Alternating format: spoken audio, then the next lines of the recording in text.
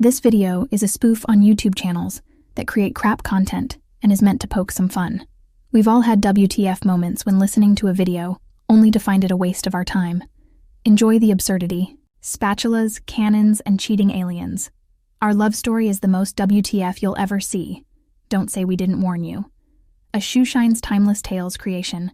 This video is for entertainment purposes only.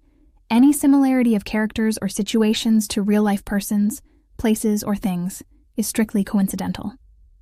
"Tonight, Jack," Emily said, her voice a silken thread weaving through the morning steam. "Don't forget." Jack, nestled in the warm cocoon of scrambled eggs and coffee, nodded vaguely, a masterful exponent of the non-committal grunt. Anniversaries, he vaguely recalled, involved cake and awkward family visits. Not exactly heart-soaring material. He speared the last sausage with his fork, eyes drawn to the innocent screen of his phone. A message blinked, inviting him to unleash inner demons at the range with his buddies. Demons, Jack mused, felt far more pressing than fondant fancies. Besides, Emily knew his schedule. His important meeting excuse was practically Shakespearean.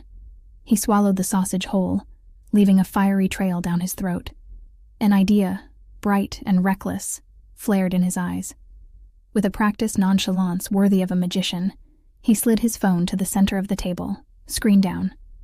"Meeting prepped," he mumbled, leaving the unspoken implication of spreadsheets and boardroom battles. A smile, hesitant and fleeting, grazed Emily's lips. She trusted him. That much was undeniable. In Jack's lexicon, trust was akin to a loaded weapon, handled with a mix of reverence and exhilarating disregard for the consequences. He finished his coffee, the bitter residue mirroring the guilt gnawing at his gut. But guilt, like second thoughts, was a luxury he couldn't afford. He had the beast to wield, bullets to unleash, and an evening of dubious heroics planned. With a wink that danced on the precipice of recklessness, he excused himself, leaving Emily with a plate of hopeful dreams and a husband about to embark on a very different kind of anniversary celebration. Upstairs, he shed the skin of a responsible husband like a too-tight sweater. Comfortable sweats replaced wrinkled chinos. The clinking of ammo replaced the clatter of breakfast dishes. The beast, his prized firearm, nestled comfortably in its holster, a dark promise of release in a life increasingly devoid of thrills. Downstairs, the aroma of baking cakes whispered betrayal. Jack, with a sigh that was half apology, half exhale of anticipation, stepped out into the morning sun, leaving behind the simmering pot of his marriage and heading towards the explosive echoes of what he hoped would be an unforgettable anniversary. The air at the range crackled with the language of gunpowder and testosterone. The beast, nestled in Jack's hands, roared with each pull of the trigger, the recoil sending a satisfying jolt through his arm. His friends, a motley crew of thrill-seekers and misfits, cheered with every bullseye, their laughter a balm to the growing knot of unease in his gut. Hours bled into each other, measured in spent casings and the acrid tang of smoke. Jack, fueled by adrenaline and a misplaced sense of camaraderie, pushed the limits of the beast, aiming at targets that grew progressively more ridiculous. Watermelons balanced on precariously stacked beer cans, plastic flamingos with smug grins painted on their beaks. Each successful shot elicited uproarious applause, a temporary victory against the encroaching shadow of his neglected anniversary dinner. But as the sun dipped below the horizon, casting long shadows across the range, the laughter died in Jack's throat. The celebratory fumes of gunfire thinned, revealing the stark reality of his situation. Emily's face, etched with disappointment, materialized behind his eyelids. The aroma of burnt cake, a twisted echo of the forgotten anniversary, filled his nostrils. A nervous chuckle escaped his lips, a pathetic attempt to dispel the rising tide of guilt. He looked at his friends, their faces flushed with the afterglow of explosive revelry, and felt a pang of envy for their uncomplicated lives. His, on the other hand, was a tangled mess of lies and half-truths, a ticking time bomb waiting to detonate. "One last round," he announced, his voice tinged with desperate hope, "for old time's sake." His friends, ever eager for another adrenaline rush, readily agreed. The final shots echoed across the range, each one a punctuation mark on the end of Jack's afternoon escape. As the dust settled, leaving behind a pungent haze of regret, He knew the real confrontation was just beginning. The question wasn't whether Emily would be angry. That was a given. The question, as he turned to face the setting sun, was whether he could outrun the consequences of his own misguided decisions, or if they, like a bullet with his name on it, were already hurtling towards him, unstoppable and inevitable. The doorknob felt cold under his clammy palm, a stark contrast to the inferno of Emily's anger simmering within. He took a deep breath, bracing for the storm, and stepped into the living room. The air crackled with an electric tension, thick enough to choke on. Emily stood, arms crossed, her eyes narrowed to icy slits. "So," she began, her voice a low, dangerous rumble, "you just vanished." Jack, ever the maestro of misguided decisions, forced a sheepish grin. "Honey, where are your manners? Let me explain." He launched into a preposterous tale, woven with threads of national security, clandestine operations, and the beast being requisitioned for a covert mission of utmost importance. With each embellished detail, Emily's face contorted further, the delicate thread of her patience fraying with every word. "Jack," she cut in, her voice laced with disbelief, "are you telling me you spent our anniversary firing off bullets instead of, being my husband?" He swallowed hard, the lump in his throat growing with every syllable. "It wasn't a choice," he lied, his voice cracking under the weight of his own deception. "Duty called, and I couldn't ignore it." A humorless laugh escaped her lips, a cold wind that sent shivers down his spine. "Duty, huh? Interesting choice of words for a guy celebrating with exploding watermelons." Jack faltered, the carefully constructed edifice of his lie crumbling under the weight of her scorn. Shame, hot and prickly, crawled up his neck, staining his cheeks with a guilty flush. "Look," he stammered, reaching out for her hand. "I know I screwed up, big time, but please, can't we talk about this like adults?" Emily snatched her hand away, the gesture a clear rejection of his plea. "Adults, Jack, don't lie about clandestine missions to cover for a day at the shooting range. Adults don't forget their anniversaries, especially not ones as important as this." Her words hung heavy in the air, a bitter accusation that echoed in the cavernous silence of the room. Jack, finally stripped of his bravado, stood before her, a deflated balloon of a man. The spark in her eyes, once kindled by love and trust, had been extinguished, replaced by a cold, unforgiving glint. He knew, in that moment, that the real test had just begun. The bullets of her anger had pierced his facade, leaving gaping holes that only truth and genuine remorse could mend.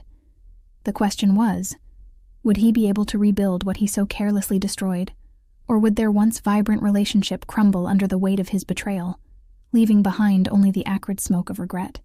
As the silence between them stretched, filled only with the ghosts of broken promises and shattered trust, Jack knew he had to choose. And this time, he couldn't afford to miss the target. The silence in the room was thicker than the acrid smoke remnants from the beast's evening escapade. Jack, his bravado wilting faster than a desert flower in a sandstorm, knew he had to act. He opted for his tried-and-true weapon, absurdity. "Honey," he began, his voice a touch too high-pitched. "You see, it wasn't just target practice. It was training." Emily, her arms crossed like impregnable fortresses, raised an eyebrow. "Training? For what exactly? The Olympics of exploding watermelons?" Jack, seizing on the opportunity, leaned forward, his eyes gleaming with the glint of a mischievous storyteller. "Not watermelons, darling. Aliens. Intergalactic invaders with a penchant for pineapple pizza and a nefarious plan to—" He paused, savoring the pregnant silence. "To replace all the world's chocolate with licorice." Emily blinked, her mouth agape. Jack, emboldened, continued, weaving a fantastical tale of clandestine missions, secret government agencies, and the beast being repurposed as a weapon against the licorice-loving menace. He recounted laser battles with space octopi, diffusing bombs powered by bad puns, and even a daring escape from a spaceship shaped like a giant disco ball. With each outrageous detail, Emily's expression morphed from disbelief to bewilderment, then back to disbelief, like a chameleon caught in a kaleidoscope. Jack, fueled by desperation and a strange sense of theatrical enjoyment, poured his heart, and a healthy dose of absurdity, into his narrative. He spoke of coded messages hidden in the instructions for assembling IKEA furniture, of using his wife's baking skills to create edible EMPs, and of a final showdown in the Bermuda Triangle, involving a flock of flamingos trained in the art of synchronized tap dancing. By the time he reached the climax, where the beast single-handedly vaporized the mothership with a shot of perfectly aged balsamic vinegar, Emily was speechless. The air vibrated with a mix of disbelief, amusement, and a hint of something else. A flicker of the spark that used to light up her eyes when he spun his childhood tales. "So," she finally said, her voice laced with a hesitant smile, "you're telling me you spent our anniversary saving the world from licorice-wielding aliens with a tap-dancing flamingo army?" Jack, his heart hammering against his ribs, met her gaze. "More or less," he admitted, a sheepish grin playing on his lips. "But seriously, honey, I know I messed up. He searched for the right words, the ones that would bridge the chasm he had created. But before he could find them, a knock on the door interrupted him. A nervous man, dressed in a black suit and sunglasses despite the darkness outside, stood on the porch, holding a briefcase that seemed to hum with an otherworldly energy. "Mr. Jackson," the man asked, his voice urgent, "we have a situation. The licorice. It's back." Emily's eyes widened. Jack, his absurd tale suddenly thrust into the realm of the surreal, exchanged a panicked glance with his wife. Was this the punchline to his preposterous lie, or the beginning of a new, even more ludicrous chapter in their already chaotic relationship? The answer, like a runaway alien spaceship fueled by bad puns, hung precariously in the balance. Jack woke to the cacophony of chaos. A shrieking alarm clock wrestled with a yowling cat, their combined assault forming the soundtrack to his pounding headache. He sat up, disoriented, the unfamiliar ceiling a swirl of pastel flowers. His clothes, rumpled and smelling faintly of burnt popcorn, were scattered around him like fallen soldiers. Memories flooded back, each one a shard of regret piercing his brain. He'd lied. He'd fabricated. And now, he was reaping the consequences. A slam from downstairs sent a shiver down his spine. Emily. The wrath of Emily. He found her in the living room, arms crossed, eyes blazing like twin miniature suns. "So," she spat, her voice a tightly wound rope, "you're sleeping off your alien invasion now?" Jack winced. "Emily," he began, but she cut him off. "Don't," she hissed. "Just don't. Save it for the tap-dancing flamingos." He hung his head, shame a bitter pill on his tongue. The absurdity of his lie, once a shield, now felt like a grotesque costume he couldn't remove. "I know I messed up," he mumbled, his voice barely audible. "I don't deserve you. Not after—" "After what, Jack?" she challenged, her voice softening slightly. "After saving the world from licorice, or after choosing a day at the range over your wife?" He looked up, meeting her gaze.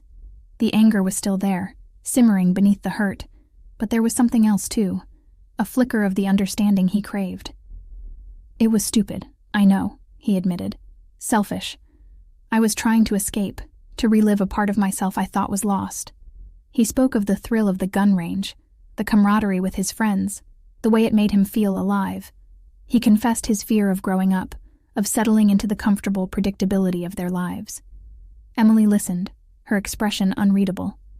When he finished, a long silence hung in the air, thick with unspoken emotions. Just then, the television exploded. Not literally, thankfully, but the volume jumped to an ear-splitting level, drowning out the tension in a barrage of cartoon explosions and high-pitched alien squeals. Jack and Emily exchanged startled glances. The screen, once displaying a harmless children's show, now displayed a grainy image of a spaceship, its hull plastered with the logo of a familiar brand of licorice candy. A booming voice, distorted and robotic, filled the room. "Greetings, Earthlings. We, the Licorice Lords, have returned. Prepare to surrender your chocolate and embrace the reign of—" The echoes of "death to licorice" faded into a tense silence. Emily, spatula poised like a warrior spear, stared at Jack with a mix of amusement and suspicion. "So," she began, her voice laced with playful steel. "Aliens, huh? And how exactly do you plan to battle these licorice-obsessed invaders with a spatula?" Jack, his heart still pounding from the TV's unexpected assault, fumbled for an explanation. Well, you see, he stammered, it's all about strategic utensil placement. Emily's eyebrow shot up, a silent challenge. Just then, a rumbling sound filled the room, vibrating the floorboards and rattling the windows.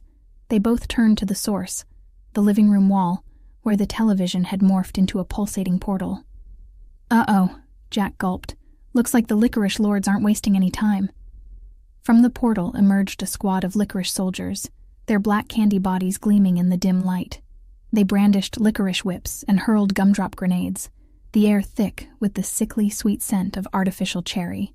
Emily, ever the pragmatist, lunged for the nearest lamp, wielding it like a makeshift mace. Jack, however, had a different plan. He whipped out his phone, a triumphant grin splitting his face. "Behold, my love," he declared. "The monstrosity." Emily's smile faltered. "The monstrosity?" she echoed, her voice laced with apprehension. Out of his pocket, Jack pulled a remote control the size of a small pizza. With a dramatic flourish, he pressed a button. The living room wall shuddered, and a section of it folded inwards, revealing a colossal cannon, its barrel pointed directly at the licorice invaders. The monstrosity, as Jack proudly called it, resembled a steampunk nightmare. Its barrel, crafted from burnished brass, gleamed menacingly. Gears whirred, pistons pumped, and the air crackled with an electric energy that made Emily's hair stand on end. "It's beautiful," she admitted, a hint of awe in her voice. "And powerful," Jack added, his eyes gleaming with manic excitement. "This bad boy can turn licorice into dust at 100 paces." But Emily's awe quickly morphed into concern. "Jack," she began, her voice laced with worry, "did you really order this without talking to me?" Jack's grin faltered. He'd been so caught up in the ridiculousness of it all, the thrill of owning a weapon of such absurd proportions, that he hadn't considered the consequences. I just wanted to protect you," he stammered, feeling the heat of her gaze. "To be prepared for anything." Emily sighed, the weight of his unspoken words settling between them. "Jack," she said gently, "sometimes the best protection comes from communication, not firepower. We need to face this together, not with a cannon the size of your ego." Her words hit him like a well-placed spatula. Shame washed over him, hot and prickly. He'd built a fortress of absurdity, but it had come at the cost of their relationship. The licorice soldiers, sensing their hesitation, surged forward, their candy whips cracking like whips. Emily, ever the warrior, charged towards them, her makeshift mace held high. Jack, his eyes locked on Emily's determined face, knew he had a choice to make. He could retreat into his world of guns and gadgets, or he could stand beside her, facing the absurdity together, spatula in hand. The decision, like the cannon aimed at the wall, was a loaded one. And as the licorice soldiers closed in, Jack knew the real battle had just begun. It wasn't against the licorice lords, not really. It was a battle for trust, for communication, for the future of their love story, as absurd and unpredictable as it may be. The question remained, would they, like their living room wall, crumble under the weight of their own chaos, or would they, like the warriors they were, rise to the challenge, spatula and monstrosity united, and write a new chapter in their story, one filled with laughter, forgiveness, and perhaps, just perhaps, a little less firepower? The answer, like the smoke from the monstrosity's first shot, hung heavy in the air, waiting to be revealed. The voice was abruptly cut off by a loud bang. "The beast!" Jack exclaimed, his eyes widening as a plume of smoke rose from behind the TV. Emily, a mischievous glint in her eyes, grabbed a spatula from the kitchen counter. "Looks like we have a new mission, Mr. Jackson. Time to put your alien slang skills to the test, once and for all." For the first time in days, a genuine smile touched Jack's lips. Maybe, just maybe, the absurdity wasn't all bad. Maybe in this world of tap-dancing flamingos and weaponized televisions, there was still room for laughter, forgiveness, and a second chance at love. The battle cry of "Death to licorice" echoed through the house, and Jack, spatula in hand, knew that the real adventure was just beginning. The question was, would their love survive this next round of chaos? Or would they, like the licorice-wielding aliens on the screen, be obliterated by the sheer absurdity of it all? The monstrosity roared, unleashing a torrent of marshmallow shrapnel that sent the licorice soldiers scattering like ants under a magnifying glass. Emily, amidst the sugar-fueled chaos, couldn't help but wince. The weapon was undeniably effective, but the collateral damage was a sticky mess of singed carpet and melted furniture.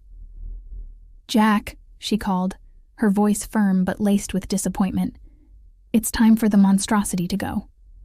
Jack, his face flushed with the adrenaline rush of battle, looked at her with a mixture of sheepishness and defiance.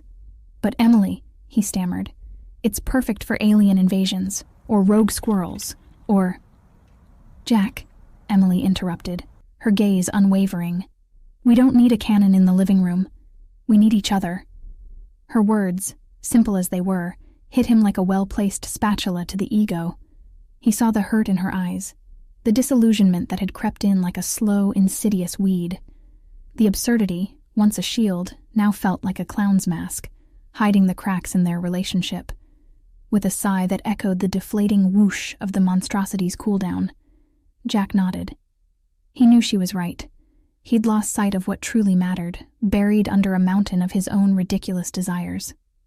The next day, a team of bewildered technicians dismantled the monstrosity, leaving behind a gaping hole in the living room wall and a gaping hole in Jack's heart. Brandy, Emily's best friend and eternal voice of reason, arrived with a casserole and a stern look. "So, Jack," she began, her voice clipped, "what happened to the man who used to write bad poetry and fix leaky faucets, not own bazookas capable of launching marshmallows into the stratosphere?" Jack shrank under her gaze, the shame burning hot in his cheeks. He mumbled an apology, recounting his tale of alien battles and misplaced priorities. Brandy listened, her arms crossed, her disapproval a thick fog in the room. "Jack," she said finally, her voice softening slightly, "you and Emily built something special. A life filled with laughter, yes, but also with trust and understanding. You can't replace that with a giant gun, no matter how many licorice monsters it can vaporize." Jack's eyes stung with unshed tears. He knew Brandy was right. He'd taken their love for granted, treating it like a comfortable recliner, something to be used and enjoyed without thought or care. Now, the recliner was ripped, the stuffing spilling out, and it was up to him to see if he could mend it, stitch it back together with the threads of honesty and commitment. As Brandy left, leaving behind the aroma of comfort food and the bitter taste of truth, Jack looked at Emily, her eyes filled with a mix of sadness and a flicker of hope. He knew he had a lot to make up for, a mountain of absurdity to clear away. But somewhere, beneath the rubble of his ego and the wreckage of his ridiculous decisions, he still saw a spark, a flicker of the love they once shared. And he knew, with a certainty that rivaled the aim of a well-calibrated spatula, that he would fight like a warrior, a marshmallow-wielding warrior if need be, to win her back. The road ahead was uncertain, a chaotic landscape of apologies, rebuilding trust, and maybe, just maybe, a few strategically placed tap-dancing flamingos.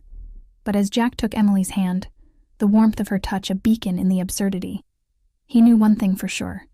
This was a battle worth fighting, a story worth writing, even if the ending was still unwritten, a blank canvas waiting to be splashed with the vibrant, messy hues of their love, licorice and all. Jack, his heart still bruised by Brandy's words and Emily's silence, clung to the flimsy hope of normalcy. He proposed a truce, a Sunday lunch with Emily's parents, a chance to drown the echoes of the monstrosity in the clinking of china and polite conversation.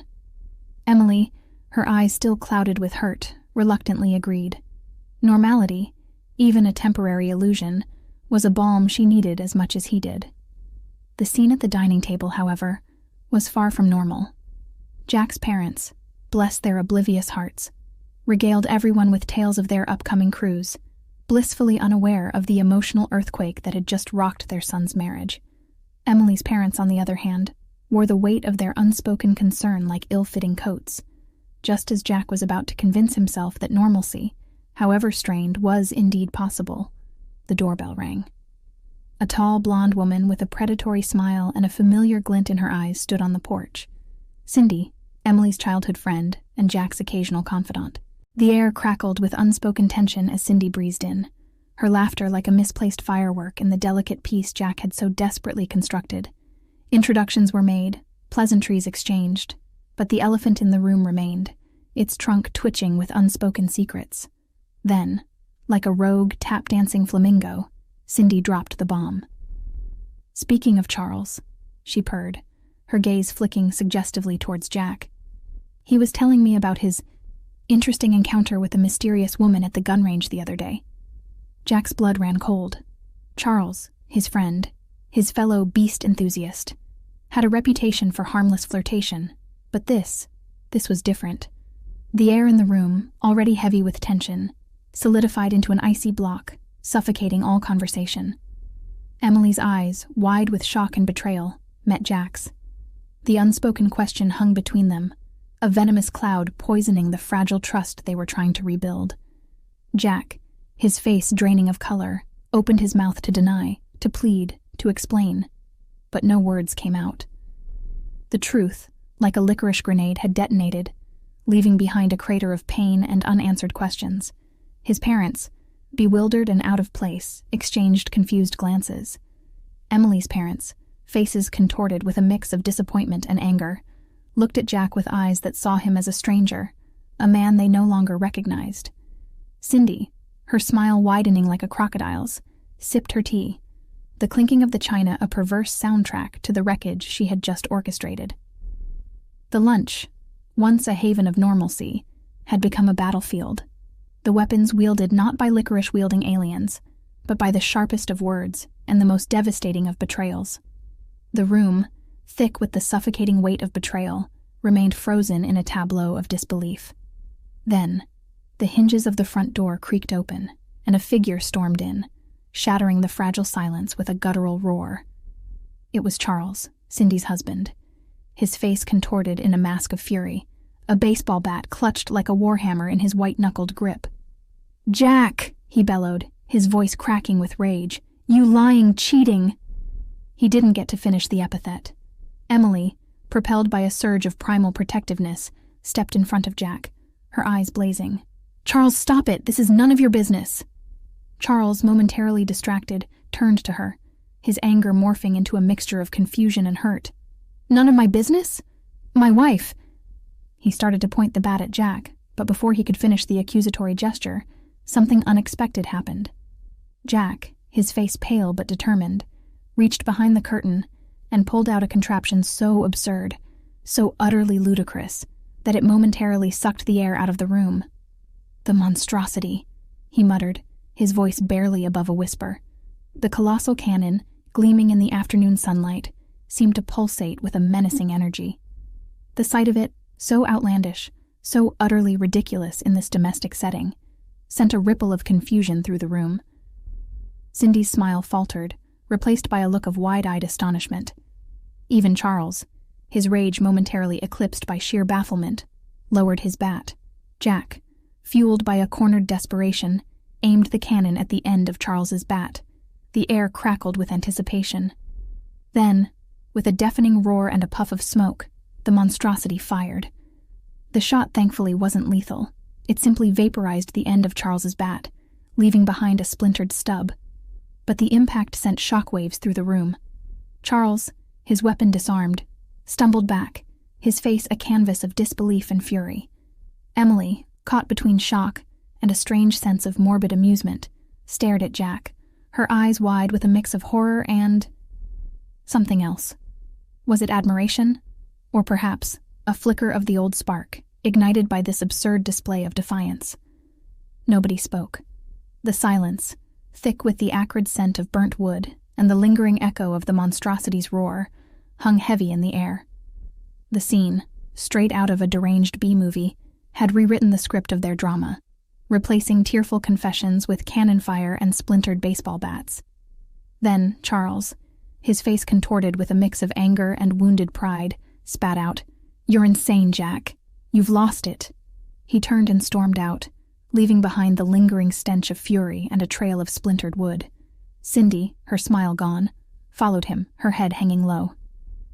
Jack, his hand still trembling from the recoil, lowered the monstrosity, its monstrous barrel pointed at the floor like a defeated dragon. He looked at Emily, her expression unreadable, a kaleidoscope of emotions swirling in her eyes. "Emily," he began, his voice hoarse. "Jack," she interrupted, her voice a low whisper. "What the hell just happened?" And in that moment, as the smoke cleared and the absurdity lingered in the air, Jack knew he wasn't facing an alien invasion or a tap-dancing flamingo army. He was facing the most dangerous enemy of all, the truth, unleashed with a bang, leaving them both with the wreckage of their love and the daunting task of rebuilding, brick by absurd brick, a future as uncertain as the next shot from the monstrosity. The question, as the smoke from the cannon fire settled, remained: would their love survive this latest twist of chaos? Or would it, like the splintered end of Charles's bat, crumble under the weight of its own absurdity? Only time, and perhaps another spatula or two, would tell. The silence in the wake of chaos gnawed at Emily like a starving beast. It pulsed in the empty space where Charles's bat had been, in the lingering, acrid tang of gunpowder, in the way Jack stood frozen, the monstrosity drooping like a wilted sunflower. Finally, her voice, raw and laced with ice, shattered the stillness. "What the hell was that, Jack?" The question sliced through him, sharper than any bullet from the monstrosity. He looked at her, at the hurt and bewilderment etched on her face, and the weight of his actions crashed down on him like a leaden sky. "Emily," he choked out, the words catching in his throat like dry leaves. I can explain." But what could he explain? The absurdity of the monstrosity? The folly of his lies? The gnawing guilt that had burrowed itself into his heart like a venomous worm? "Explain?" she echoed, her voice rising, each syllable a whiplash cutting through his facade. "Explain the gun? The lies? The affair?" The last word hit him like a cannonball, shattering the last remnants of his bravado. His eyes fell, unable to meet the fiery accusation in hers. The truth, the ugly, undeniable truth, hung heavy in the air, silencing the echoes of the monstrosity. He stammered, apologies tumbling from his lips like pebbles down a ravine, each one landing with a dull thud of inadequacy. He spoke of loneliness, of a misplaced sense of adventure, of a foolish attempt to recapture a part of himself he thought he'd lost. He confessed his affair with Cindy, a pathetic echo of the passion he shared with Emily, a cheap imitation of the real thing. Each word was a blow, striking not just at Emily, but at the very foundation of their love. Her eyes, once filled with warmth and laughter, now mirrored the cold steel of the monstrosity. Tears, glistening like unshed bullets, spilled down her cheeks. "How could you, Jack?" she whispered, her voice cracking. "After everything." He had no answer, no excuse that could truly bridge the chasm he had created. He could only stand there, a monument to his own folly, and witness the erosion of their love, grain by absurd grain. "Get out," she choked out, her voice a broken echo. "Just get out." His heart, a crumpled marionette in his chest, obeyed. He stumbled towards the door, the monstrosity looming behind him like a grotesque symbol of his failure. Each creak of the floorboard beneath his feet echoed the shattering of their vows, the splintering of their dreams. As he stepped out into the cool evening air, the last tendrils of sunlight painting the sky in hues of betrayal, Jack knew he might never be able to come back. He had built a fortress of absurdity, and in doing so, he had unwittingly imprisoned himself within its walls. But as he walked away, the image of Emily, her eyes filled with pain and anger, burned into his soul. And somewhere, beneath the rubble of his pride and the ashes of his lies, a spark of hope flickered. A hope that, perhaps amidst the wreckage, he could rebuild.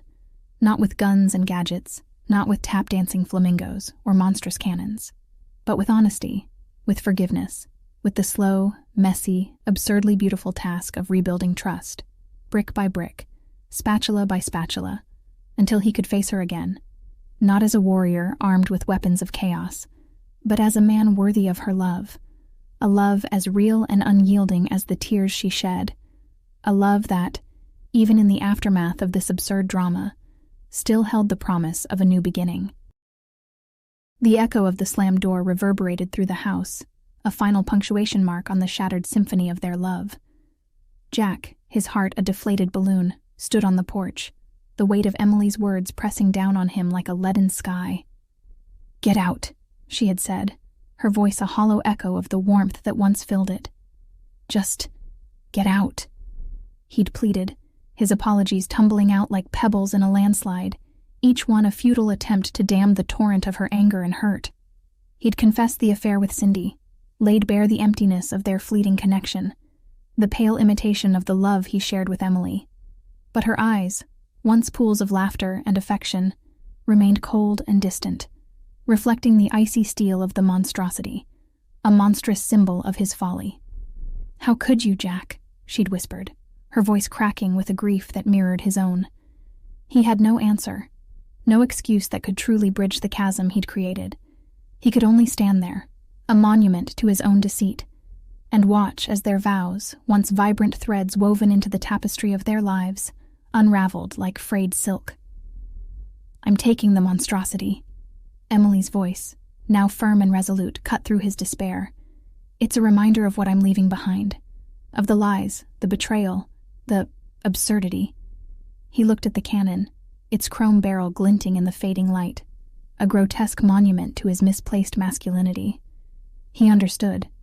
It was a symbol, not just of his foolishness, but of the fortress he'd built around his insecurities, a fortress that had ultimately imprisoned them both. He nodded, a silent acceptance of her decision. This wasn't just about a gun. It was about a future they could no longer share. So he watched as she dragged the monstrosity out, its wheels leaving deep tracks in the lawn, like scars on the skin of their once happy home. As she drove away, the monstrous cannon disappearing into the twilight, Jack felt a strange emptiness settle in his chest. It wasn't just the absence of Emily, but the absence of who he thought he was, the man who wielded weapons, who chased shadows, who built fortresses of absurdity. That man was gone. He stood there, alone in the wreckage of his own making, the setting sun painting the sky in hues of regret. Tears, hot and silent, traced their way down his cheeks, a final farewell to the life they once shared. Then, with a deep breath, he turned and walked away. He knew he couldn't stay, not amongst the ghosts of their laughter and the echoes of their broken vows. He had to find his own path, rebuild himself from the ashes of his mistakes, even if it meant leaving behind the only love he'd ever truly known. The road ahead was uncertain, shrouded in the mist of his own remorse. But as he walked, a flicker of hope ignited within him. It was a hope not for reconciliation, but for redemption. A hope to become the man Emily deserved, even if it meant starting over, one spatula at a time, in a world free of tap-dancing flamingos and monstrous cannons. The story of Jack and Emily ended, not with a bang, but with a whimper, a quiet dissolution of vows and dreams. But within the ashes of their love, another story began, a story of self-discovery, of facing the consequences of one's actions, and of learning to live with the absurdity of life, even without the comfort of a shared laugh or the warmth of a familiar spatula. And as Jack walked into the gathering darkness, the weight of the monstrosity replaced by the burden of his choices, he knew this was just the beginning. The next chapter, however, remained unwritten, a blank canvas waiting to be filled with the ink of regret, the sweat of self-improvement, and perhaps, just perhaps, a dash of newfound wisdom. The question now wasn't whether their paths would ever converge again, but whether Jack could find his own way, navigate the treacherous landscape of his own emotions, and emerge from the wreckage of his past, a man worthy of his own story, a story yet to be told. If you liked the video, please like, share, and subscribe to our channel.